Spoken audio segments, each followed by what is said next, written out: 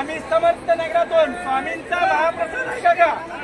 चला चला चला अक्कलकोट मधून स्वामींचा महाप्रसाद आहे इकडे. दादा दादा काका मामा चला इकडे अक्कलकोट मधून स्वामींचा महाप्रसाद आहे. चला चला ताई चला इकडे या. चला बिस्किट घ्या बिस्किट. हे बघा मुंबईच्या दानपत्या राजाकडून जरी प्रसाद देण्यास मज्जाव केला असेल अक्कलकोटचे स्वामी समर्थाकडून हे भक्तगण आपल्याला मराठा समाजासाठी प्रसाद घेऊन आले. त्या संदर्भात ते थोडक्यात बोलतो. मी अक्कलकोट तालुक्यातील छोट्याशा गावामध्ये आलेला आहे. मराठा आरक्षणासाठी काही मराठा बांधवांसाठी महाप्रसाद आम्ही नियोजन केलेलं आहे. तसेच मराठा समाज हा पहिल्यासारखा मराठा समाज नाही मागास झालेला आहे.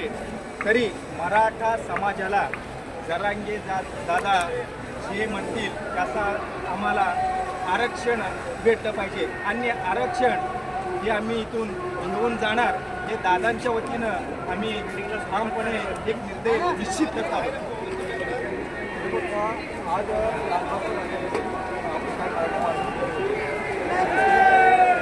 चित्र बंद ठेवलं तुम्हाला काय वाटतं? म्हणजे सरकार त्या पद्धतीचं पाऊल उचलायला नाही पाहिजे होतं.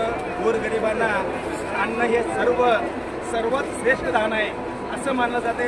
प्रत्येकाला अन्नाची गरज आहे, पाण्याची गरज आहे. प्रत्येकाला अन्न हे वाटप करा. आम्ही अक्कलकोटातून स्वामींच्या महानगरातून इथं काही आमच्या मराठा बांधवांसाठी महाप्रसाद घेऊन आलेलो आहोत. आपल्याला एक ज्वारीची भाकरी दिली होती. शेंगदाण्याची चटणी ही सोलापूरची प्रसिद्ध चटणी आहे. आलेली आहे अक्कलकोट महानगरपालिकेमध्ये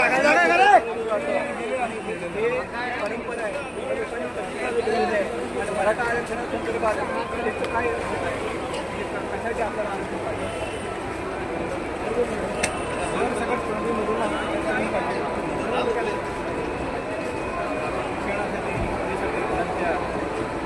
आम्हाला गरज आहे. ते आमचा 80-90% पुढेच एक मार्क्स घेऊन टक्केवर घेऊन आमचा समाज खाली खेचला जात आहे.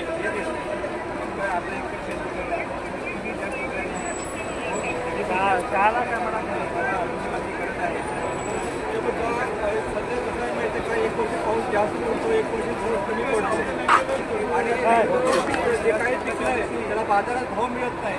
आणि 2000 रुपये ते नरेंद्र मोदींनी दिलेलं आहे ते शिक्षण घेण्याचं मुलं बाळांचं शिक्षण करण्यासाठी फार अपुरे आहे. आणि त्या शिक्षणात सरकारकडून शिक्षण आणि नोकरी मिळावी ही एक साधी गरजेची आहे गरज आहे. पाऊस झाला की सगळं वाढून जातं आणि नियमामध्ये पण आमचा बदल केला.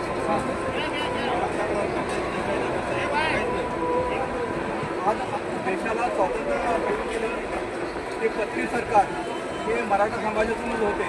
छत्रपती शिवाजी महाराज मराठा समाजातून होते. जो समाज सैन्यात सीमेवर रक्त सांडतो आणि शेतात घाम गाळतो त्या समाजावर अन्याय होता कामा नये हीच मागणी ह्या बांधवांची आहे. तुमच्या शब्दात आम्हाला आरक्षणाची गरज आहे. मुलांना शिक्षणासाठी नोकरीसाठी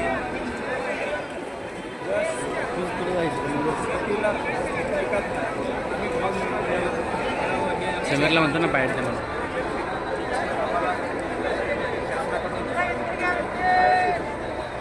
शूटिंग कशात चालू